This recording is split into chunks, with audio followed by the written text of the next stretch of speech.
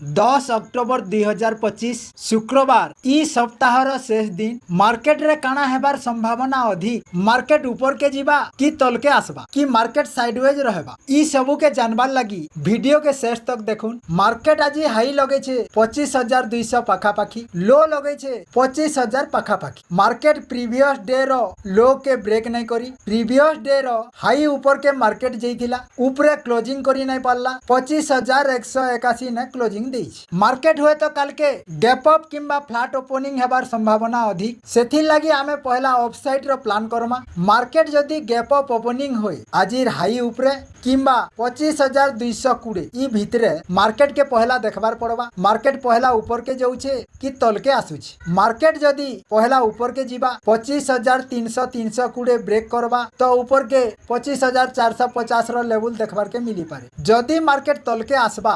25,180 break कला परे market तल के 50-60 पॉइंट रो मूव देबा, 25,100 ब्रेक कला परे मार्केट 25,000 तक आसी पारे। जदी मार्केट फ्लैट ओपनिंग हुए पहला ऊपर के जाए तो इनु तल के आसबार भी संभावना अच्छे। जदी मार्केट साइडवेज रहे तो ई जून भितरे रही पारे, नहीं तो जदी तले रहबा ई जून भितरे साइडवेज रही पारे।